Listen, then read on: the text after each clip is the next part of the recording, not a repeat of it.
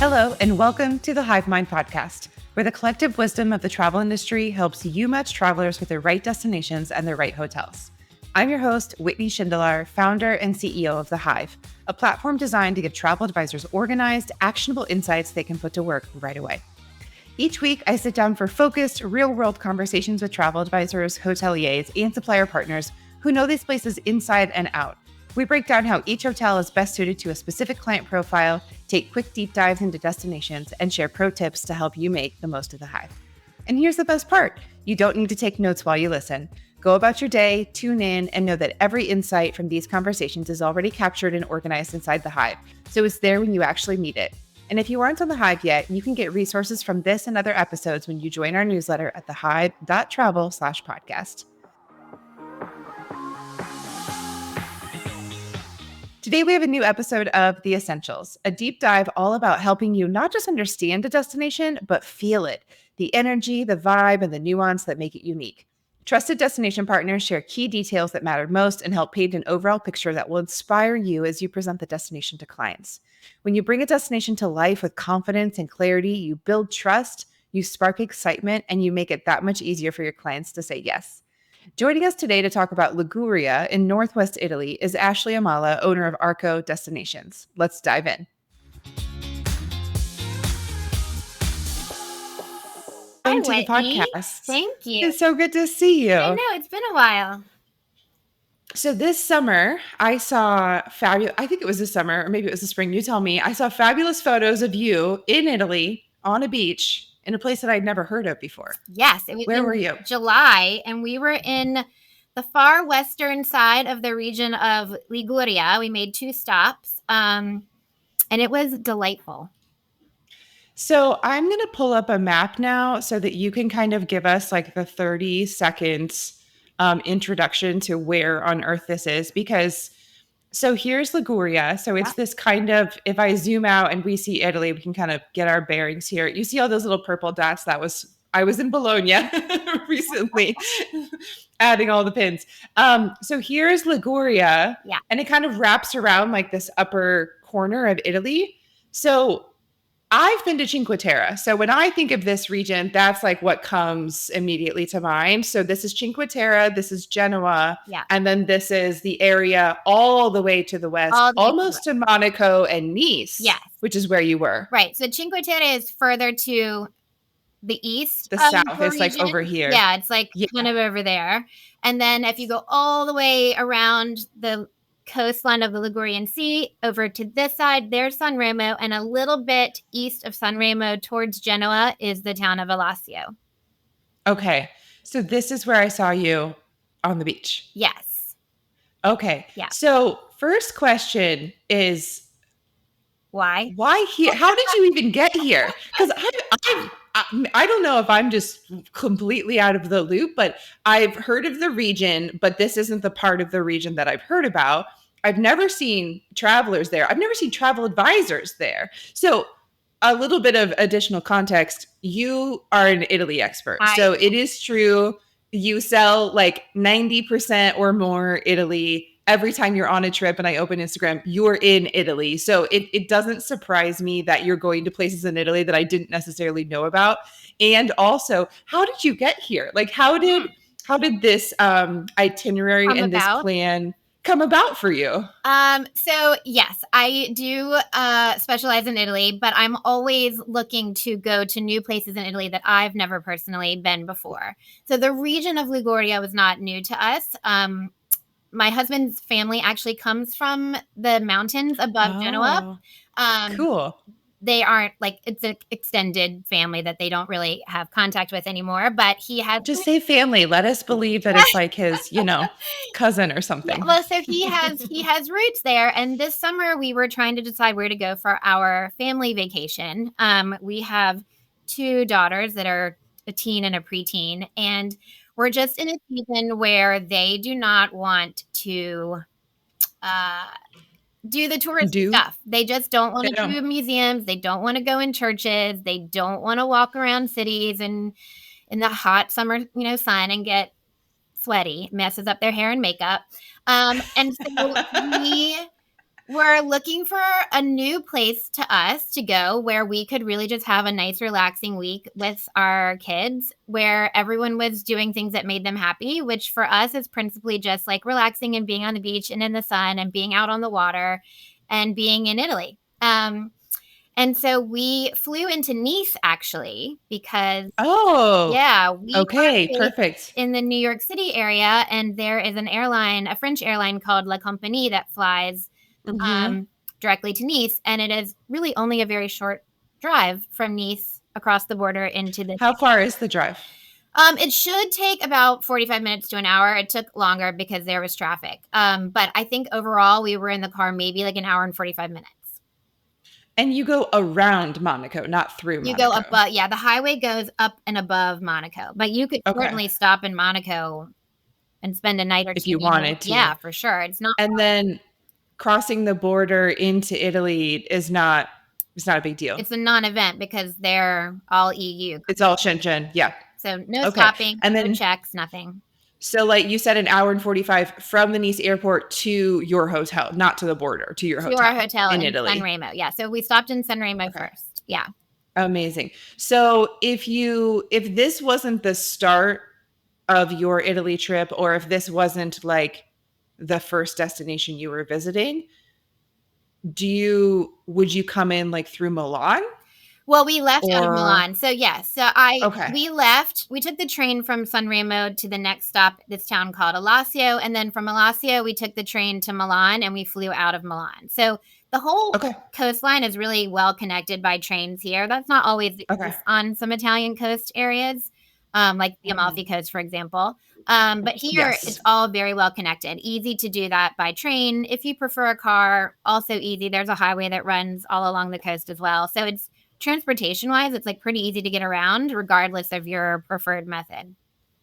And this was your trip. That was These our two trip. spots. You weren't on like a 3-week like Italy extravaganza. You were on a vacation to be on the beach on the coast of Liguria Yes. trip. Yes. I love this so much. Okay. So Yeah, this was goodness. let's have our Italian moments and not let's Yeah. check things off of our Italian Right. Instagram shot list. So I think I mentioned this on a previous episode. So listeners are already going to be like, we got it. But this is a lifestyle trip. This is a vacation. This is a vacation. It's not a trip. Yes. I always have categorized travelers like, are we vacationing or are we traveling? Like, are we going and seeing and doing and discovering and stepping outside our comfort zones and coming back, evolved?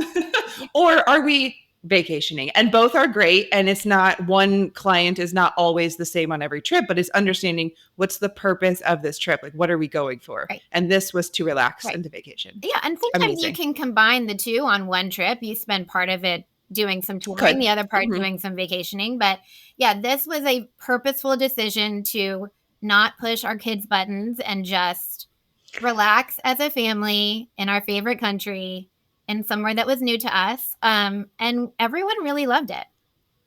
So from a travel advisor perspective, is this a place that is really seasonal in Italy? Like you would send clients if they wanted a similar experience as you, like on the beach, out on the water? Or is it lively enough throughout the year in other seasons that if clients, would you send clients to this area if they weren't looking for the beach?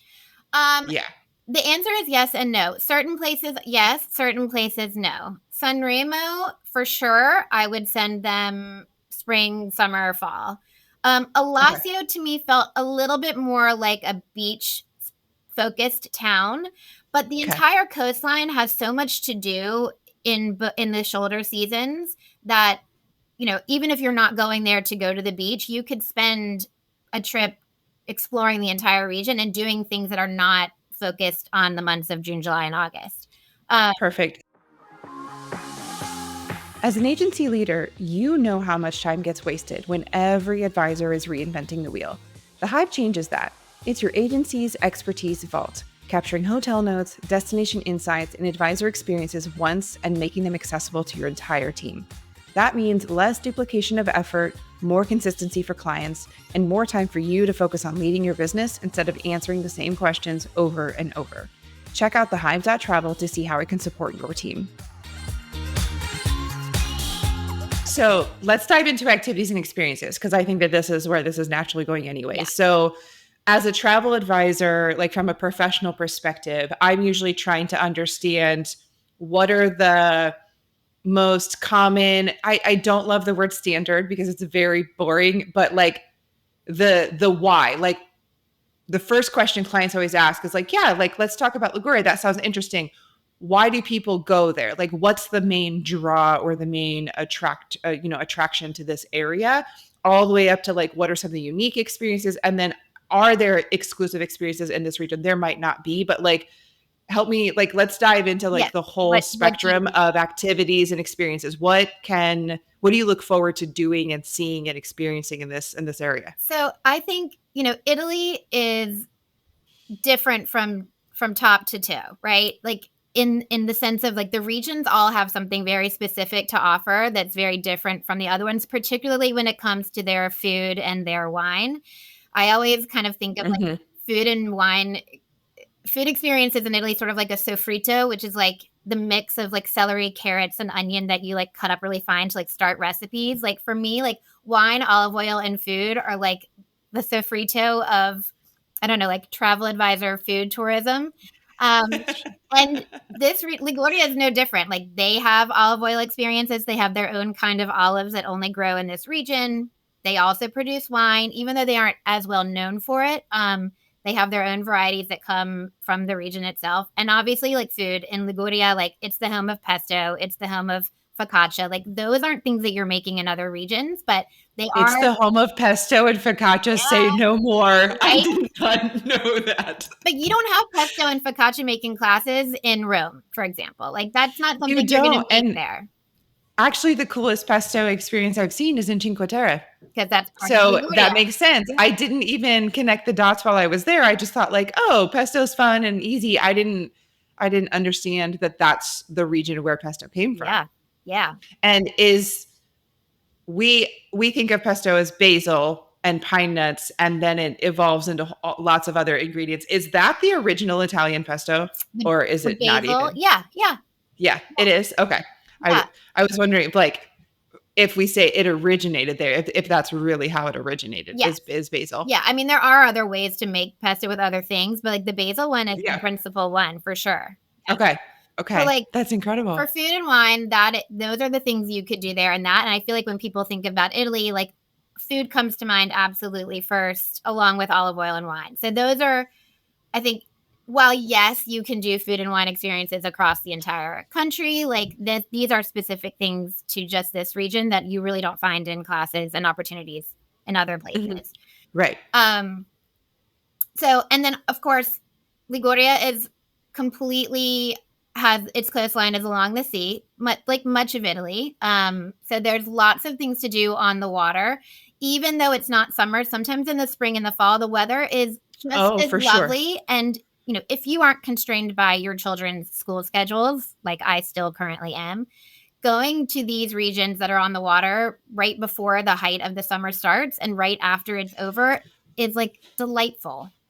I describe to a lot of clients that you can really do boat type of activities probably like May through October. Yeah. And I've had boats canceled in July just as much as I've had boats canceled in October. So like going in July and August does not guarantee that like conditions are going to be perfect.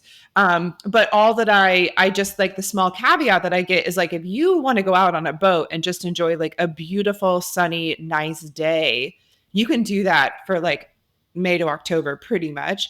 The difference is that when I tried to jump in the water in May, it was freezing. So like, that's really the only thing is that like, if you go in, but I'm perfectly fine, like just enjoying a boat day. I don't feel like this need to get in the water or feel like if I can't get in the water, then I don't want to go. So I totally agree. Going outside those summer months, it's still beautiful to get out on a boat. And you probably can still swim in September, right? I mean, September 1st. No, I think you can. The day after August 30th. So, I love you saying that it reminds me of on safari when people are like, the zebras don't care which luxury lodge you're staying in. Right. The luxuriousness of the lodge does not impact your animal sightings. No, I do like September and October, the water's warmer. It's only May where it's just like you probably aren't Yeah, gonna jump in, but like still absolutely beautiful to go out in the boat, for sure. 100%. Yeah. Mhm. And Okay. the crowds, I mean, in this part of Western Liguria, like the crowds are certainly not what they are in Cinque Terre, but still, like it Sure. is summer, it will be a little bit busier. So it's just, if you have the opportunity to go in the shoulder season, you, you should take advantage of that. Um, So food, wine, olive oil, boats, we can do in other areas, we can also do here. And I love that you remind us that the food is different. So like a cooking class is not a cooking class, is a cooking class in Italy. Like they're all different and you're going to learn different things. I would absolutely take a pesto class because I'm sure that they would put my current pesto situation to shame and teach me how to really do it.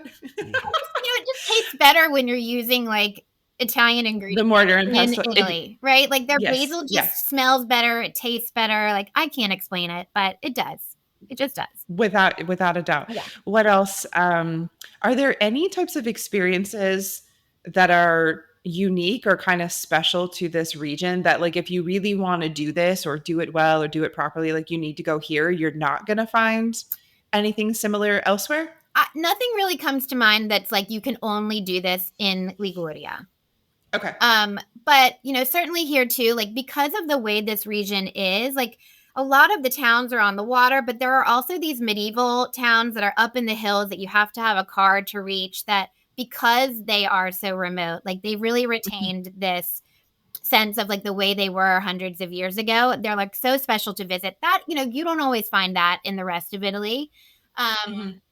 And there's lots of woods and forests. So if you are someone who loves to hike, like this is a place where you can really get up very quickly into the hills and go Cool. on hikes that overlook the water, which is spectacular. I mean, Cinque Terre has a famous hike that Mhm, you can do that connects the towns. But, if you want to have that experience somewhere that's a little bit less touristy, like mhm. the entire coastline of Liguria is accessible to you.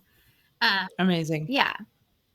What else I'm thinking? In Genoa kind of has some interesting things because it used to be a real maritime presence back in Right. the day. And Mhm, so the wealth that came into that city, the families built these gigantic palazzi that are still open to the public sort of depending on certain times of the year more than others, but they are absolutely spectacular to go inside and see. And that you don't really find in a lot of other places. I think some have been turned into hotels too, right? Yeah, yeah. I feel I was just at Duco in Milan this year, and I feel like some of the hotels I met from Genoa were these palazzos turned into hotels, and they just looked really incredible. And there have been some new hotel openings in this region in recent years, and I do think that there could be more opportunity to come Hmm. because Hmm. it is beautiful. It is beautiful, and it's just there's a wealth to see and explore as you go along the coast where there really Hmm. isn't a lot of hotel infrastructure at the moment. So you plan Italy all day, every day. I do. When you envision or like when you're talking with someone and you're kind of helping them come up with ideas, because I don't know how people come to you, but people always come to me and they want to go to Italy. But then where they want to go in Italy is usually kind of a big question mark until we like really dive into the conversation. And so I generally have an opportunity to talk them out of a place depending on what they're describing, or to introduce a region or a city or an area of Italy that they hadn't even really considered prior to our conversation. Yeah. So when you have this opportunity, as I'm sure you do often, what's the type of experience that a client can describe to you, or what's the client profile that you think, oh, I'm going to suggest Liguria to them, like they might really love this? Is it a certain like client profile? Is it more related to like they've been to Italy before and now they're looking for something different? Like what is happening in that conversation where you like see the best opportunity to Oh, it's potentially so many mention things, Liguria? like so many things. Yes, I feel like most first time visitors want to do a Rome Florence Venice combination. um and it really depends on what they share with me during the call. Like if sometimes people say like yes we want to do that, but we also like want to feel like we're on vacation, so I then that's an opportunity for me to suggest somewhere else to them that is off of that normal tourist track, where they can have that vacation part of their trip, whether that be an Mm-hmm. island or the Ligurian coast or, the Amalfi Coast, if that's where they're leaning towards. I think this region is excellent for families with children, because there are parts of the Italian coastline that are very famous and popular that do not have sandy beaches.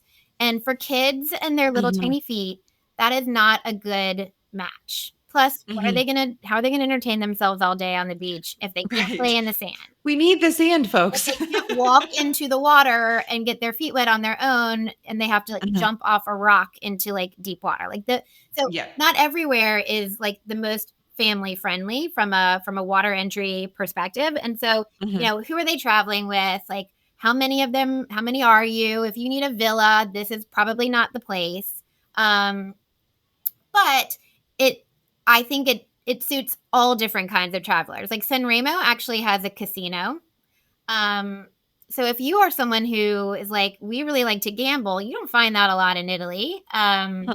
But you can do that in San Remo, and then you can connect it with Monaco, and that's a lovely trip That's right there for some adults. that's interesting. But if you're not interested in the casino, like you don't go to San Remo and you're like, oh, there's casino vibes here. Like No, that could be avoided. yeah, It's no, just there if you it's want just it. there if you want it. No, San Remo was really cool because it has like the loveliest passeggiata scene at night. So like the passeggiata is when like Italians go off and they're like walking around before dinner or after, just sort of preparing themselves to eat and then digesting their food and grabbing a gelato and saying hi to their friends and family. And they have a very long pedestrian only street Cool. where everyone was just out and about all night long. Um, and obviously, like there are beach lidas, organized beach clubs along the coast. A lot of the hotels have pools that overlook the water, so you can do a combination of both. So no, it's not just a place for, just like Monaco is not just a place for for gambling Right. either, right? Like, uh, Um, so great for families. yeah, Great for people looking to relax. yeah. Would you send a first time visitor to Italy there? Or would you be like, this needs I to be a second or totally third trip? would if they were open to doing something that was not just checking off like a major city box on their wish list. Like if they were like, we definitely want to see Rome, but we kind of want to have like we want to do the dolce far niente thing. Like we want to just sort of be in Italy. We want to eat good food. We want to relax and just kind of feel like we're in a place and not feel like we have to go do and see. Mhm. I would suggest it. I think, logistically it depends on where they're flying into and if it makes sense to Yeah. travel there from, Mhm. sometimes like if you're flying in and out of Rome, that's a long way to go.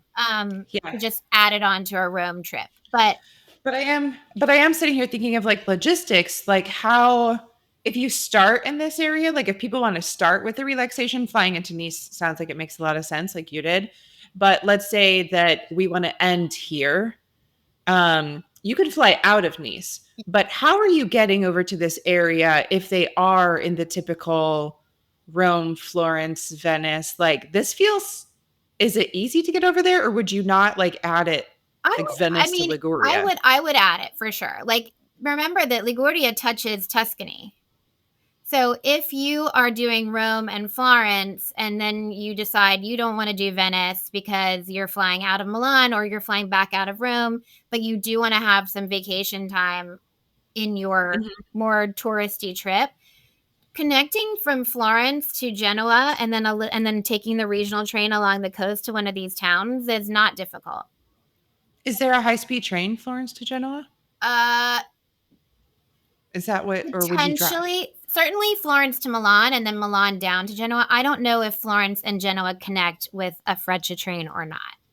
Um, I mean, there's going to be not certainly not like a direct train to get all the way over to San Remo. You might be connecting once or twice, but I love traveling by train in Italy. It gives you a chance to see the countryside without having to do any work. There is a train from Florence to Genoa that is 2 hours and 45 minutes. So I don't think it's high speed, but there is a train with no stops. Yeah, Like it's a direct train. Um, and you would go through Pisa and La Spezia and right. then up to Genoa. So it is absolutely It's possible. possible. Mhm. Yeah. And I'm sure it's beautiful too. I mean, I don't think this is something you're adding on to a trip that's only 7 days long, No, right? for sure This is not. if you have Definitely longer not. time to 10 to 2 weeks, 10 Go. days to 2 weeks, Yeah. like this becomes. Mhm. Now we were only Yeah. there for 7 days. So if you're just doing the region, for sure you can do all of this on a shorter trip. Yes. But Yeah. anytime, really all of Italy, if you're trying to combine too many stops in a short period of time, it's not a great Mhm. idea. Yeah. No, for sure. So when you're discussing this idea with clients, what types of questions would you ask them, or what would you include kind of in the conversation with them to really ensure that including Liguria in their trip is like a good fit and that it is really going to, because I imagine that clients are going to have a hard time envisioning this. If we bring it up, because this isn't somewhere that like a lot of people know or talk about. So it's going to be up to us to really tell that story and paint that picture. So what types of things would you share with a client to make sure that it's really aligning with what they're envisioning and that they're going to come home like, yes, thank you so much for recommending that. We loved it. Um, I don't know it's so much the questions that I ask them as opposed to like what they're sharing with me. Like if someone says that they want to um see the places that they've seen on Instagram, like this is not the place for them. Like this isn't your pictures aren't going to be something that you can show a friend and they'll be like, "Oh, you went there, like that looks amazing." This is somewhere where you are going to come home with like a very Italian moment to share that is something that your friends are going to be like, "I've never heard of that place. It's so cool that you went there. Um how did you like it and should I be adding it to my list of places to go?" Um And there are a lot of travelers who are looking for exactly what you just described. yeah, Like that's what they want. and, Mhm. sometimes when you go to the really popular places, it's hard to get that now because Oh, it's yes. it's, the the tourism trade is meant to attract you, but also it gets diluted if there are too many non-locals in an area anymore. Mhm. And that happens all over Italy. It's not specific to, the Cinque Terre, for example, but it does happen. But this is an area that you're still going to engage and be surrounded by locals. Yes. Because I don't feel that that's the case in Amalfi, for example. No, no. Like, I think a question you might ask is, are you okay if you don't hear a lot of English being spoken around you? Like, do you want to be in a place where there are tourists from other countries? Because Liguria is so close to France, like, we heard lots of French being spoken. I was going Um, to ask, like, are there French vibes there? Because you're so close to the border. Is it like, does it feel like an interesting mix of Italian and French, or is it like an Italian stronghold I that didn't is really get still? French vibes per se, but like Okay. you heard a lot of French being spoken, Okay. and also a lot Okay. of German. Just by Okay. the nature of its location and how easy it is for, Mhm. Europeans to get there. Europeans. Yeah. So, Mhm. that's Amazing. that's the question. Like, if you want to be somewhere where there isn't a lot of other American English being spoken, let's consider some of these other places that maybe you haven't heard of so that, you're getting a little bit more of an international experience as opposed to lots of Americans around you, but you're in Italy. Um, I think another big one is really about like if they're going in the summer about the beach and how you want to experience the beach because the beach is not wide here. Like you are at Lido's, those quintessential umbrellas with the chairs in front of a beach club that has the services, and that is a very Italian thing. If you Mhm. want a lot more privacy, then this probably isn't the location for you either. Okay. Um, Okay. but it is very family friendly, which is why I mentioned kids before. Like this is a place Yeah. where like your kids can be loud. Italians love children. They can do that here without you feeling like you're just disrupting anyone else's trip. One of the most valuable conversations we can have is around hotels in a single destination, really digging into what makes each one unique and who they're best suited for. For the Stay Guide, I'm looking for advisors who have personally visited 3 or more hotels in one city, region, or island and are ready to share their takeaways. If that sounds like you, I'd love to have you join me for a future episode. Head to thehive.travel/podcast to fill out the interest form and tell me more.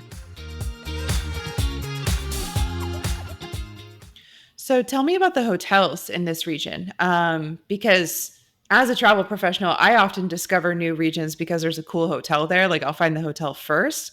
But in this case, I actually don't know anything about hotels. So if clients are interested in going there, I think a part of the conversation or a part of the consideration to make sure that it's a good match also means are the hotels in this region going to be the type of hotels that this particular client is looking for?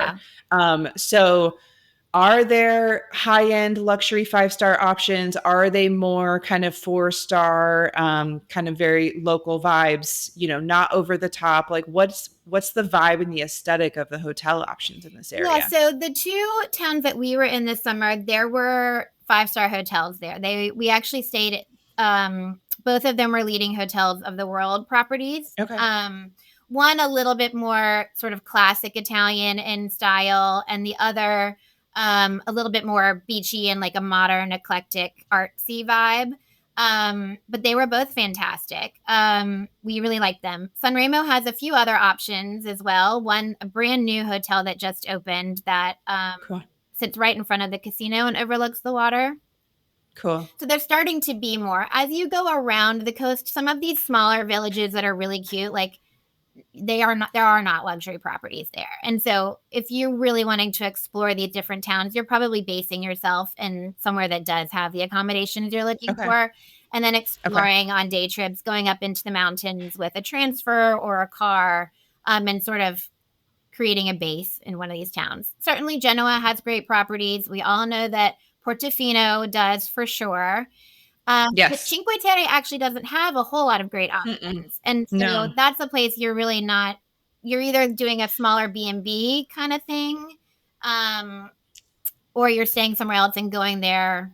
And kind of doing like a day trip Yeah. situation. Yeah, that is the biggest. So that's a big part of my conversation with clients about Cinque Terre, is that like you're not going to be staying in one of these tiny towns for 3 or 4 nights out of Yeah. your trip. So it is good to hear that you have Portofino, then you have Genoa, and then around the coast you do have some more Yeah. five-star options. So it might you can access Cinque Terre from the north or from the south and from Tuscany. Like you can kind of get there in a variety of Yeah. ways. Yeah. The hotels just aren't there's not a lot of options there Yeah. specifically. And, Hmm. Cinque Terre are famous for a reason. Like, they are beautiful. I always sort of suggest if you want to go visit them on a boat day and see them from the water, because those are the Yeah. pictures that you're seeing That's anyway. yes. That's the image, like, is Yeah. looking back onto the land from the sea. So avoid the Yep. crowds I and agree. go on a boat and Yeah. rock in the water and take it all in. Yes. No, I agree. Do Our clients going to have a rental car in this area, or are they going to have mostly private drivers or taking the local trains from one spot to another? Like, what's a client who wants a little bit of freedom and flexibility? I How think are they it's getting a around this preference area? thing. If you're comfortable driving in Italy and in the mountains, then you should have you can have a rental car, and it allows you to go up into the hills and kind of explore. But the roads are steep and windy as you get up there. So if that's something that makes you uncomfortable, then I would advocate that you do transfers when on a day and just go up and explore Mhm. with a driver so that you can relax and not have to worry about it. Um, but important to remember, though, that if you are driving in Italy, you do need an international driver's license now. Putting that out there so that everyone knows you do not want your clients to get declined at the rental car counter if they do not have one. But yeah, we did not have a car. We just used the trains. And when we went out wine tasting one day, we just used a taxi service, frankly, from the hotel. It was easy. Perfect. Well, I'm very excited to go to Liguria now. I'm excited to go back. I, I feel like I only saw a little tiny piece. I want to keep going along the coast and make my way around. But I mean, I think that's something too that's really important to note is like, yes, I could say I've been to Liguria, quote unquote, but Mhm. you can return to these places so many times. There's always a new little town Yeah. to discover, somewhere different that you haven't been before that's going to give you a completely different experience. I mean, I have only been to Cinque Terre in this region. I've only been there, and I think we spent 3 full days there. Yeah, We did stay at a hotel nearby, and so we were exploring, like, we were hiking, we were boating, we were doing all of the things. I have not seen Portofino or Genoa or, the small towns on the Ligurian coast that you are describing, so I almost feel like you could spend a full week in this region for alone sure. and still not have enough time I- and still not see everything. yeah. I mean, that Like, goes this for could every region be in your Italy, trip. I think. But yes, 100%. It does. Yeah. yeah. No, it's Yeah. true. No, I think that this is really interesting. And I didn't know a lot about the beach experience and about the villages and the towns and whatnot. So it's never a place that I've really suggested or highlighted. Cinque Terre has always kind of been my focus, but I think that learning about this a little bit from you kind of unlocks a new place that could be an option for folks who really want to include like a water. Like there's I feel like a lot of people are always looking for like one part of their trip that is kind of water focused or on the water, or like we want to see the ocean, you know, and this kind of just unlocks an additional option to consider. Yeah, and you know what we didn't talk about too is that because it's not somewhere that comes to mind most often for people, the pricing here is a lot more approachable than in some of the more popular coastal destinations in Italy. And I you can know, imagine. sometimes budget can drive decisions too about where we suggest for our clients, but you are not lacking in experience here, even though your overall price tag for your hotels is going to be significantly less. So something, you Mhm. know, something to consider for sure. Amazing. Ashley, thank you so much for shedding light on this brand new to me area in Italy. The next time you go to Italy and discover a place that no one's talking about, please come back and tell us about it. Okay, for sure. I will. I don't know. I've got a list that's really long. So, I'm just gonna like next follow your time, Instagram and then just send you little calendar invites perfect. I to would come be back and tell us about happy. it. I could talk about Italy all day, every day. Thank you, All right. Ashley. Thanks, Whitney.